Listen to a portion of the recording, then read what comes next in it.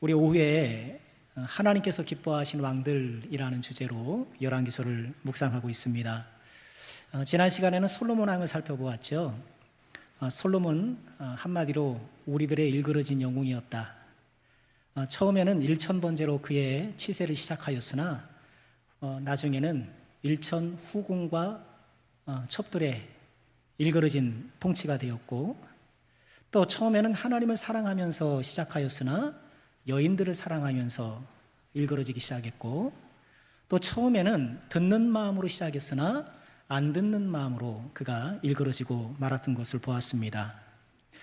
하나님은 그 솔로몬에게 내 나라를 내 신하에게 주리라 말씀을 하셨어요. 사실상 역성혁명, 그러니 다윗 왕조가 문을 닫아도 될 만큼 그런 심각한 죄였으나, 그러나 하나님께서 솔로몬 당대가 아니라 아들 때에 그것을 이루실 것이고, 모두 다 주는 것이 아니라 한 지파를 남겨주시겠다 하면서 끝까지 은혜의 등불을 남겨주셨었죠. 하나님의 말씀은 현실이 되었습니다. 솔로몬의 아들 르호보암은요, 솔로몬 시절부터 이어왔던 그 노역의 짐을 백성들이 좀 덜어달라 그랬거든요. 성전도 짓죠, 왕궁도 짓죠. 뿐만 아니라 곳곳에 이런 토목 사업을, 건축 사업을 많이 했거든요. 그럼 백성들이 얼마나 힘들었겠어요. 그러니 우리의 짐을 좀 덜어주세요 라고 요청을 했는데, 이 르호보암이 거절했잖아요. 내 엄지손가락이 새끼손가락인가요? 아버지의 허리보다 더 굵다 이렇게 하면서 그런 소리 하지 마라 하면서 일축해버리죠. 결국 유다와 베냐민 지파를 제외한 10개 지파가 우리는 이제 너하고는 상관없어 하면서 따로 나라를 세우죠. 그 나라의 이름이 이스라엘이고, 그리고 여로보암이, 솔로몬의 신하였던 여로보암이 그 나라의 왕이 됩니다. 그러니 우리가 구약을 읽을 때에 이제 창세기나 출애굽기 이런 곳을 읽으면 이스라엘은 그냥 모은 이스라엘이잖아요. 야곱의 후손 이스라엘인데, 열왕기나 역대기를 읽을 때 이스라엘은 북이스라엘을 얘기할 때도 있어요. 그러니까 우리가 그 문맥적으로 좀 구분할 필요가 있어요. 그래서 남유다와 북이스라엘로 이스라엘이 우리나라처럼 분단 국가가 되고 말아요. 하나님께서 기뻐하시는 왕들은요, 모두가 남유다의 왕들이에요. 북이스라엘에는 한 사람도 없었어요. 남유다의 왕들이고, 그들 중에도 손가락에 꼽을 수 있는 몇 사람들이었는데요. 오늘 우리가 읽은 만난 아사왕은요, 그 르호보암의 손자예요. 르호보암의 아들 아비암이라는 왕이 있었는데 3년밖에 통치를 못해요. 그래서 금방 내려왔고, 또 그마저도 다윗의 길로 가지 못해서 악하다는 평가를 받았고요. 그런데 오늘 우리가 만나게 된 이 아사는 달랐어요. 아버지는 그렇게 형편없는데, 아버지 할아버지는 형편없는데 이 아들은 믿음이 좋았단 말이죠. 성경에 그런 경우가 종종 있잖아요. 부모는 믿음이 참 좋은데 자녀들이 어떻게 된 게 좀 믿음이 안 좋은 경우가 많단 말이에요. 대표적인 게 누군가요? 엘리 제사장. 얼마나 훌륭합니까만, 그러나 그 두 아들을 홈리와 비느하스는 아주 기가 막힌 사람들이었잖아요. 사무엘도 보세요. 사무엘은 흠잡을 데 없는 사람이에요. 사무엘이 잘못했다는 거 보셨나요? 거의 발견하기 어려워요. 온전했던 사람이지만 그의 두 아들은 뇌물을 받고 또 이렇게 악한 사람들이었단 말이에요. 그것 때문에 우리가 더 이상 이렇게 사사가 통치하는 건 이제 안 됩니다. 우리가 왕을 주십시오. 그렇게 왕정으로 전환되는 계기도 되었는데요. 그런데 오늘 아사는요, 이렇게 부모는 믿음이 안 좋았는데 본인은 믿음이 좋아요. 그러니까요, 우리가 자녀들에 대한 믿음에 대해서 너무 그렇게 큰 부담을 느끼지 않았으면 좋겠어요. 물론 우리가 신앙적으로 잘 양육하는 것은 참 중요하지만 그렇다고 해서 다 되는 것은 아니더라고요. 우리 자녀들 각자가 하나님을 만나야 돼요. 하나님을 만나고 각자가 단독자로 하나님을 경험해야 믿음이 쓰는 거예요. 부모들이 믿음의 궁불을 띄워준다 하는들 안 되거든요. 그건 중요하지만, 그러나 결국 본인이 하나님 앞에 서야 하는데, 그래서 수련회 같은 게 중요한 거예요. 저도 그런 거 몰랐거든요. 그저 어려서부터 교회 나가는 게 운명인 줄 알고, 안 나가면 엄마한테 혼나니까. 한번 또 교회 빠졌다가 얼마나 마음이 두근두근. 아유, 교회 가는 게 차라리 편하지. 가고 말지. 교회 한번 안 갔다가 얼마나 혼나고 그냥 그랬는지 몰라요. 그러다가 수련회 때 은혜 받은 거예요. 중학교 올라가서 첫 수련회 받으면서 그 수련회 때 예배 드리고 기도하면서 막 중학교 1학년이 무슨 죄가 그렇게 많다고 막 눈물 펑펑 흘려서 콧물 눈물 흘려가면서 막 기도하고 그랬었어요. 그때 뭐 이런 악기나 있었나요 옛날에? 풍금으로 쳤어요. 시골교회 빌려가서 수련했는데 풍금으로 막 반주하고 옆에서 북 쳐주시고 그런데도 막 박수치고 예배하면서 은혜 받았었거든요. 우리 자녀들이 단독자로 하나님을 경험해야 믿음이 생기는 거예요. 우리 그걸로 해서 기도해야 돼요. 그리고 그런 기회를 마련해 줘야 돼요. 자, 오늘 부모님의 믿음은 별로였는데 이 믿음 좋은 아사왕, 이 아사왕에게 우리가 좀 본받을 것이 무엇일까요? 두 가지를 묵상해 보고 싶어요. 첫째, 이 아사왕의 신앙은요, 본받는 신앙, 이렇게 붙일 수 있을 것 같아요. 아사는 본받는 신앙이었더라. 특히 누구를 본받았을까요? 다윗을 본받는 사람. 오늘 11절 말씀 같이 한번 읽어보죠. 같이 하죠. 시작. 아사가 그의 조상 다윗같이 여호와 보시기에 정직하게 행했다. 하나님께서 남유다도 있고 이제 북이스라엘도 있잖아요. 북이스라엘이라고 해서 하나님께서 뭐 내친 게 아니란 말이에요. 거기도 애정을 갖고 또 그들에게 어떤 선지자를 통해서 계속 바른 길로 인도하셨거든요. 사랑하는 나라란 말이에요. 남유다 북이스라엘 할 것 없이 모든 왕들에게 모범 사례로 롤 모델로 제시한 사람이 다윗인 거예요. 다윗의 길로 가라. 그럼 형통할 것이다. 북이스라엘도 마찬가지. 너희도 다윗의 길로 가라. 형통할 것이라고 말씀한 거예요. 그런데 오늘 아사는 그 조상 다윗과 같이 행했다. 그리고 그 다윗과 같이 행한 것을 11절 하반절을 보면 여호와 보시기에 정직하게 행했다. 이게 같은 말로 얘기를 하잖아요. 여호와 앞에 정직하게 행하는 것이 여러분 정직이라고 하면 요즘 어떤 뉘앙스입니까? 솔직하게, 거짓말하는 솔직함으로만 생각하잖아요. 그럼 단편적인 거고, 정직이 뭔가요? 바르고 올곧은 거잖아요. 바를 정 고들직이잖아요. 올바르고 곧은 사람. 누구 보시기에? 하나님 보시기에. 하나님 보시기에 올바르고 고들려면 어떻게 해야 되는가? 다윗처럼 해야 된다. 11절은 그 말씀을 우리에게 해주시는 거예요. 아사가 바로 그런 길을 갔다는 거예요. 다시 말해서 하나님께서 모범 사례로 제시해 주신 다윗을 본받는 사람이었다. 본받는 건 참 중요한 거예요. 본받는 거. 믿음이 좋은 사람은 본받는 사람이 있어요. 그럼 어때요? 내가 본받을 사람이 있나요? 나는 누구를 본받고 있나요? 우린 다 교만한 사람이잖아요. 저부터 시작해서 우린 다 교만한 사람입니다. 인정해야 돼요. 우리의 교만 여부를 체크해 보는 것 가운데 하나가 전 그거라고 봐요. 주변에 본받을 만한 사람이 있느냐 없느냐 이거예요. 교만한 사람의 특징 가운데 하나는요, 누구를 본받으려 하지 않아요. 본받을 게 없다고 생각해요.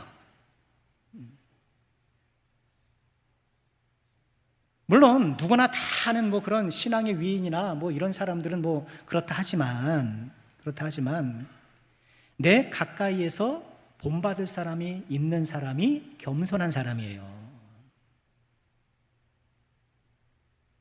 내 주변에 존경할 만한 사람이 없어. 우리 교회 누가 존경할 사람이 어디 있어? 우리 교회. 미안합니다. 교만한 거예요. 그게 다 교만한 거예요. 왜 그런가요? 우리 주변에 본받을 사람이 얼마나 많은데요. 물론 우리가 다 완전하진 않죠. 뭐 저부터도 완전하지 않으나, 그러나 가만히 들여다보면 하나님께서 그 사람에게 심어주신 선한 열매들이 있단 말이에요.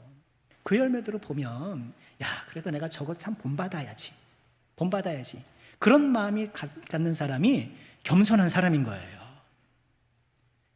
주의할 것은요, 어떤 사람의 어떤 좋은 점을 칭찬하는 거하고 그 사람을 본받는 거하고는 비슷하지만 달라요. 그렇죠? 저 사람 훌륭해. 저 사람 참 대단해. 라고 하는 것과 그래서 나도 본받아야지 하는 것은 좀 다를 수 있다는 거예요. 그건 한 걸음 더 나아가는 거잖아요. 피택자 교육 시간에 한 집사님이 그런 고백을 한 적이 있어요. 우리 교회 연로하신 권사님들을 뵈면 본인의 미래를 보는 것 같다는 거예요. 그거는 단순히 나도 나이가 먹으면은 머리가 희고 뭐 그렇겠지, 그런 외모가 늙는다는 얘기가 아니잖아요.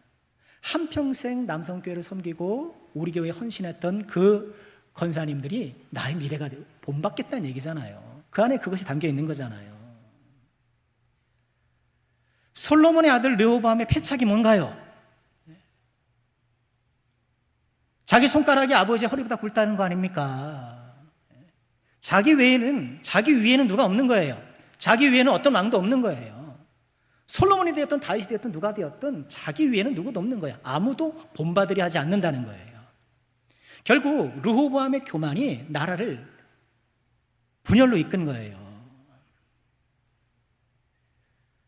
아사에게 다윗을 롤모델로 주셨던 것처럼 오늘을 살아가는 저와 여러분들에게 올곧은 하나님의 사람으로서 모범으로 제시해 주신 분이 누구실까요? 바로 우리 예수님인 거죠. 우리 예수님이에요. 예수님을 이 땅에 보내셔서 십자가에서 우리 죄를 대속하게 하셨을 뿐만 아니라 그 생명의 길을 어떻게 가는가, 바로 그 예수님을 예시로 보여주신 거예요. 그래서 성경은 곳곳에서 우리로 하여금 예수님을 바라보고 예수님을 따라가고 예수님을 닮아가도록 우리에게 그렇게 말씀하시죠. 빌립보서 2장 5절 말씀, 어떤 말씀인가요? 우리 같이 한번 읽죠. 시작. 너희 안에 이 마음을 품으라. 곧 그리스도 예수의 마음. 너희 안에 이 마음을 품으라. 곧 그리스도 예수의 마음이니. 요즘 내 마음은 어떤 마음인가? 요즘 내 마음은 예수님의 마음인가? 로마서 8장 29절에 이런 말씀을 하셨어요. 하나님이 미리 하신 자들을 또한 그 아들의 형상을 본받게 하기 위하여 미리 정하셨으니. 왜 우리를 미리 정하셨는가? 우리 개혁교회의 그 중요한 신앙적 교리가 뭔가요? 하나님의 예정 아닙니까? 전능하신 하나님께서 이미 태초에 하나님의 자녀들을 예정하셨다는 것이 우리 신앙 고백이잖아요. 하나님이 그 정도는 되죠. 전능하신 하나님이 그 정도는 되셔야죠. 왜 우리를 미리 정하셨는가? 아들의 형상을 본받기 위해서. 베드로전서 2장 21절도 마찬가지예요. 우리 이 말씀도 같이 한번 읽어볼까요? 베드로전서 2장 21절입니다. 이를 위하여 너희가 부르심을 받았으니 그리스도도 너희를 위하여 고난을 받으사 너희에게 본을 끼쳐 그 자취를 따라오게 하려 하셨느니라. 왜 우리를 구원해 주셨는가? 불러주셨는가? 예수님의 발자취를 따라가도록 우리를 불러주셨다는 거예요. 그러니 우리는 항상 예수님을 닮아가는 것, 예수님의 발자취를 따라가는 것이 우리 신앙의 목표인 거예요. 간혹 그럴 수 있잖아요. 이거 내가 무슨 예수님이 되면 됩니까? 그건 말도 안 됩니다. 그러면서 목표를 일부러 하향 조정하잖아요. 난 그만큼은 될 수 없고 한 이 정도만 하면 된다고 생각을 해요. 그러나 그것은 겸손한 게 아니에요. 겸손을 위장한 불신앙이에요. 하나님은 우리가 달려가야 될 표대로 누구를 제시해 주셨어요? 예수님을 제시해 주셨어요. 그리스도의 장성한 분량까지 성장하도록 예수님을 우리의 거룩함의 목표치를 설정해 주시고 그것을 따라가라고 말씀을 해 주신 거예요. 아니 그런데 우리는 예수님처럼 할 수는 없어. 요만큼만 할래? 그렇게 생각하면 안 되죠. 우리의 성장의 목표점은 예수 그리스도이다. 물론 절대적인 의미에서 우리가 예수님처럼 똑같이 될 수는 없겠죠.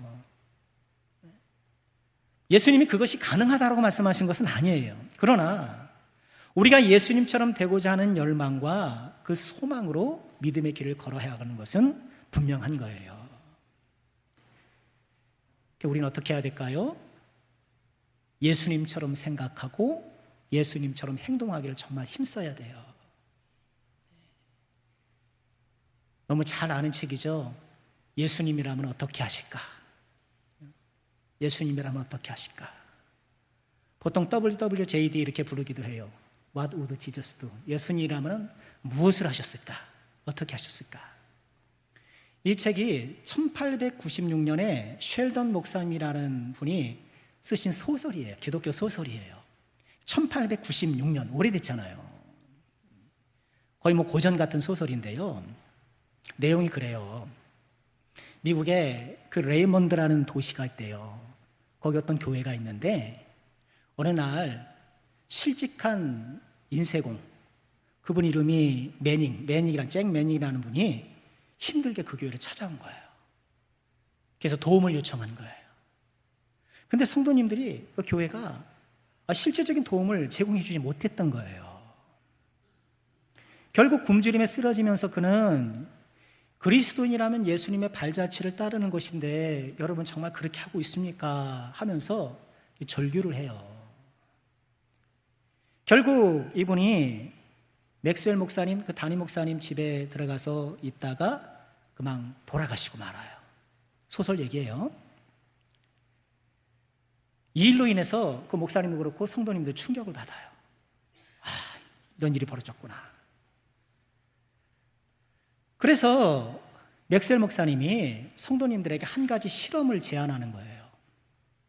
앞으로 1년 동안 어떤 일을 결정하기 전에 먼저 예수님이라면 어떻게 하실까라고 묻고 그 답을 알게 되면 결과가 어떠하든지 그대로 실천해 봅시다 하면서 전 교회적으로 WWJD 운동을 펼쳐나간 거예요. 예수님이라면 어떻게 하실까?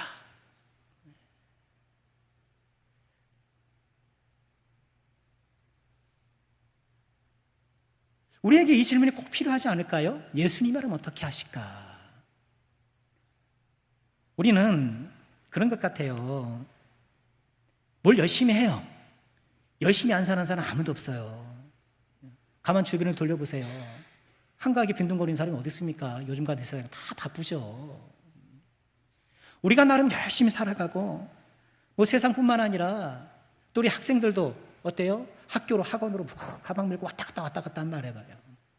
근데 우리는 열심히 하면서 가끔은 내가 이걸 왜 하지? 그걸 잃어버릴 때가 있어요. 내가 이걸 왜 하지? 열심히 공부하는데 내가 공부를 왜 하는지를 잃어버리는 거예요. 또 내가 신앙생활 하면서도 마찬가지예요. 오늘 이 무더운 날 너무 덥죠? 뭐 날씨가 화가 나가지고 막 햇빛이 으르렁거리는 것 같아요. 막 숨막힐 막 더운데. 아니 이 삼복더위에 우리가 교회 나와서 아침부터 이 오후까지 예배드리죠. 또 식당 봉사한다고 땀 뻘뻘 흘리면서 우리가 막 열심히 봉사하죠. 뭐 성가대 뭐 하죠. 뭐 애를 쓰잖아요. 그런데 우리도 가끔 이렇게 열심히 하다가 내가 신앙생활을 왜 하는 걸까? 가끔은 놓칠 때도 있을 수 있다는 거예요. 이 목사도 마찬가지예요. 뭐 설교 준비한답시고 막 하고 오늘 목양실에 어떤 분들이 방문했는데 제가 그렇게 저도 모르게 인사를 했어요. 여긴 공장입니다. 목양실은 설교 공장이거든요. 돌아서면 설교 공장이에요. 막 페이퍼 이렇게 쌓여 있고 막 제 딴에 막 열심히 설교 준비하고 목회 준비하고 막 그런다고 해보시는데 그러다가도 내가 이것을 왜 하는지를 잃어버리면 안 된다는 거예요. 왜 우리가 신앙생활 열심히 하고 우리가 직분에 감당하고 이렇게 애씁니까? 잊지 말아야 될 우리의 목적은 예수님을 닮은 거예요. 예수님을 닮아가는 그거란 말이에요. 우리의 모든 것들이 결국은 이렇게 합쳐지고 조합되고 이렇게 연결이 되어서 예수님을 닮아가는 사람으로 우리를 이렇게 세워 올려가는 거여야 돼요. 오늘 아사가 다윗을 롤모델 삼아서 하나님의 눈앞에 정직한 자가 된 것처럼 저와 여러분도 예수님을 본받는 그 일에 힘써서 하나님 눈에 보시기에 정말 올곧은 하나님의 사람이 되기를 주의 이름으로 축원합니다. 우리가 이 목적을 잊어버리면 안 돼요. 두 번째로 오늘 아사를 통해서 우리가 묵상하게 되는 것은요, 아사는 행동하는 신앙이더라. 본받는 신앙뿐만 아니라 행동하는 신앙이에요. 오늘 말씀은요, 아사가 다윗 왕을 본받아서 하나님 앞에 올곧음을 어떻게 행사했는가, 그것을 보여줘요. 우리 12절 보실까요? 남색하는 자를 그 땅에서 쫓아내고 그의 조상들이 지은 모든 우상을 없앴다. 남색하는 자를 쫓아냈다. 이 남색하는 자로 번역된 그 단어가요, 카도시에서 왔대요. 거룩이라는 뜻이거든요. 그러니 이 사람들은 이방 신전에서 특별한 종교적 목적을 위해서 성매매를 했던 남성들이란 말이에요. 어떻게 그런 사람들이 곳곳 생겨났는가? 가나안 종교의 영향이겠죠. 그런 사람 쫓아낸 거예요. 그리고 12절 다시 보실까요? 하반절에 보면 우상을 없앴는데, 자, 어떤 우상이에요? 말씀 보세요. 어떤 우상이에요? 네? 모든 우상인데 어떤 우상? 조상들이 지은 우상. 그냥 우상이 아니라 조상들이 지은 우상이란 말이에요. 그럼 이 조상은 누굴까요? 가장 먼저 생각나는 사람은 솔로몬이란 말이에요. 다윗 왕이 그 나라에 우상이 있는 걸 허락하지 않았겠죠. 다윗 왕을 봤을 때 솔로몬 우상을 많이 수입했잖아요. 결혼한 여자가 1000명이 되는데 이방 여인과 결혼할 때는 그저 로맨틱한 결혼이 아니라고 말씀드렸잖아요. 나의 종교와 나의 문화를 서로 간에 인정을 한 상태에서 결혼하는 거예요. 그러니 결혼할 때마다 우상을 하나 수입해 오는 거예요. 하나 세워주는 거예요. 1번 후궁 딱 세워주고 100번 후궁 딱 세워주고 700번 막 세워주는 거예요. 왜 오늘 말씀은 모든 우상을 없애되 조상들이 지은 우상이라고 말할까? 벌써 솔로몬 시대가 지나니까 수십 년이 지났잖아요. 우상을 섬기는 사람들을 근절을 시키고 못한다 하더라도 그 모든 시설이나 그 모든 어떤 자취들이 남아있을 것 아닙니까? 그것들이 한편으로는 이거 문화재 아닙니까? 오늘로 치면 이거 그냥 뭐 저기 한데 그냥 뭐 남겨두시면 어떻겠습니까? 조상들이 세웠다라는 그 권위에 힘입어서 전통이라는 이름 하에 남아있는 것들을 과감하게 척결한 거예요. 쉽지 않았겠으나 그것을 이뤄낸 거예요. 또 13절도 아사의 단호함을 보여주는데요. 또 그의 어머니 마아가가 혐오스러운 아세라상을 만들었으므로 태우의 위를 패하고 그 우상을 찍어 기도 신학가에 불살랐다. 이야, 대단하죠. 그의 어머니 마아가라고 이렇게 나와 있는데요, 본래는 할머니예요. 그러니까 히브리어나 헬라어는요, 할머니라는 단어가 없습니다. 할아버지라는 단어가 없어요. 다 엄마 아빠예요.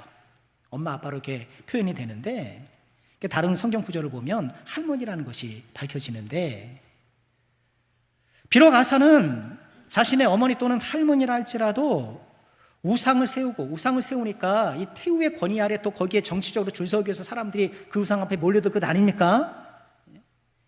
그렇게 우상을 섬기는 사람들이 나타나게 되니까 태우의 패하는 거예요. 그리고 그 우상을 찍어서 불사르는 거예요. 대단하죠. 우린 그러기 쉽잖아요. 어떻게 쉬워요? 타인에게는 엄격하지만 가족에게는 관대한. 그렇잖아요. 팔은 어디로 굽는다? 다시 팔은 어디로 굽는다? 밖으로. 밖으로 굽으면 부러져요. 팔은 안으로 굽는다는 것처럼, 바깥에 사람들은 엄격하면서도 내 식구한테는 그냥 뭐 이럴 수가 있거든요. 아사는 그러지 않았다는 거예요. 아사의 믿음은 행동하는 믿음이었다.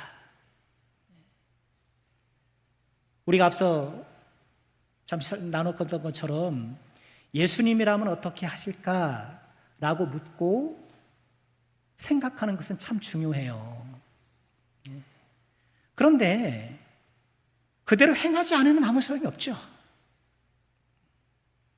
그리고 우리는 예수님이라면 어떻게 하실지 대략 다 알아요, 사실. 대략 다 알아요. 용기가 없고 우리가 비겁해서 그렇지. 좀 전에 언급했던 그 예수님이라면 어떻게 하실까, 그 이야기로 다시 한번 가볼까요? 그 맥셀 목사님이 그 성도들에게 제안을 했잖아요. 그 제안했던 말을 다시 한번 들어보세요. 이렇게 제안을 했어요. 1년 동안 우리 이렇게 해봅시다. 예수님이라면 어떻게 하실까라고 묻고 그 답을 알게 되면 결과가 어떠하든지 그대로 실천해 봅시다. 예수님이라면 어떻게 하실까라고 묻고 그 답을 알게 되면 그 예상되는 결과가 나에게 만족스럽지 못하다 하더라도 해보자는 거예요. 이거 맞죠? 예수님이라면 어떻게 하실까라고 기껏 생각하고 나름의 답을 얻었는데 에이, 아닌 것 같아. 때가 아니야. 때가 아니야. 인간인지라. 그러지 말자는 거예요. 자, 이 제안을 받은 그 이야기 속에 성도님들 훌륭해요. 그 각자 자기 직업에서 직업의 영역에서 어떻게 예수님이라면 어떻게 하실까라는 걸 어떻게 실천할까를 막 고민하면서 실천하는 내용들이 쭉 나와요. 그 가운데 에드워드 노먼이라는 신문 편집장이 나옵니다. 그는 이제 자기 신문 편집장으로서 직업 수행을 할 때 예수님은 어떻게 하실까 이제 그걸 고민하기 시작한 거예요. 그러면서 그가 어떤 결단을 하냐면 자기 신문에 더 이상 술이나 담배 광고를 쓰지 않겠다. 사람들을 자극하는 선정적인 범죄와 사생활 추문 기사를 싣지 않겠다라고 결단하는 거예요. 그러면서 신문의 3면의 절반, 3과 2분의 1면을 차지하는 복싱 경기에 있었어요. 1896년입니다. 굉장히 오래됐죠. 그때 사회상이라는 거 이해하고 들으셔야 돼요. 신문 지면에 3페이지 절반을 차지하고 있는 복싱 경기를 안내 보내기로 한 거예요. 자, 이게 왜 그러냐면 요새는 복싱 경기, 요새는 스포츠가 복싱도 이게 스포츠잖아요. 체급이 있고 규칙이 있고 이렇게 있으니까 그래도 스포츠잖아요. 근데 이때 당시에 권투는요 돈 내고 막 싸우는 그런 거였어요. 싸우는 거, 도박 비슷한 거, 싸우는 거였단 말이에요. 그런데 지금은 TV 중계 방송이 있으니까 내가 경기를 못 봤더라도 그걸 그 중계 방송을 보면 되잖아요. 근데 당시에는 그런 기술이 없잖아요. 그러니 어떤 경기가 벌어진 다음에 그 경기를 또 볼 수 없으니 그 경기에 대해서 상세하게 설명해 준 신문을 보는 거예요.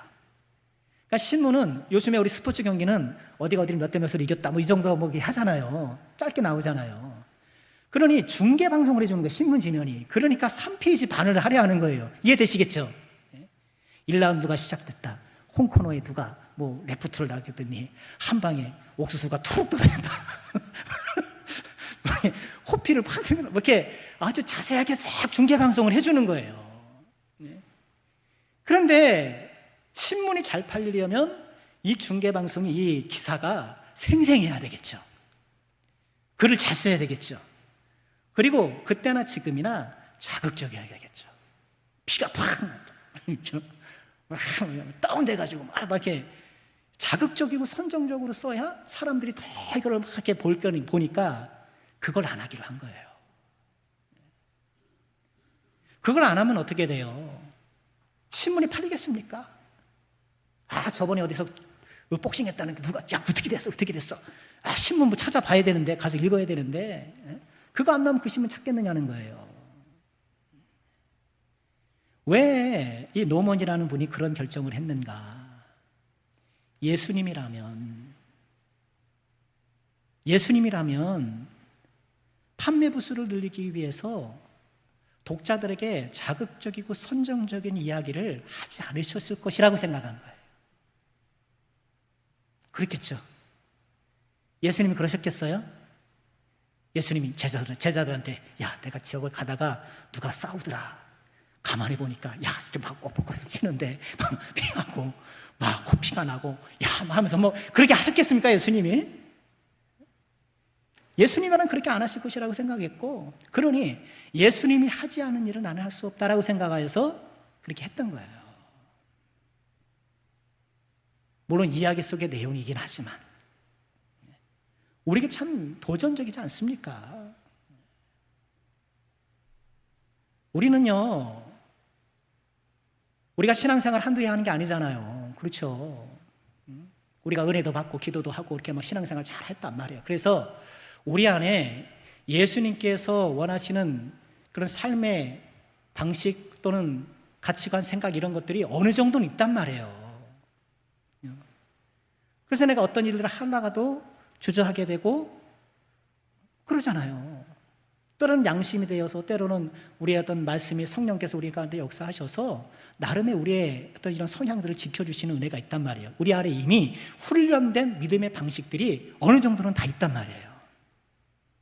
그런데 중요한 게 뭔지 아세요? 결정적인 순간엔 그게 안 나타난다는 거예요. 사소한 일에는, 일상적인 일에는 그래도 그렇게 내가 믿음의 방식으로 사람을 대하고 친절하게도 대하고 뭐 이렇게 하지만 오히려 굉장히 결정적이고 중요한 일을 할 때 그러지 못할 때가 있다는 거예요. 정말 그렇지 않나요? 그냥 일상의 평범한 일상 가운데서는 말씀대로 이렇게 어느 정도 살아가는 것 같은데 오히려 중요한 결정에서는 뒤로 물러나는 거예요. 돈 때문에 그렇기도 하고, 감정 때문에 그렇기도 하고, 내 사회적 체면 때문에 그렇기도 하고, 오히려 중요한 순간에 뒷걸음질치 시키는 것이 우리가 아닌가.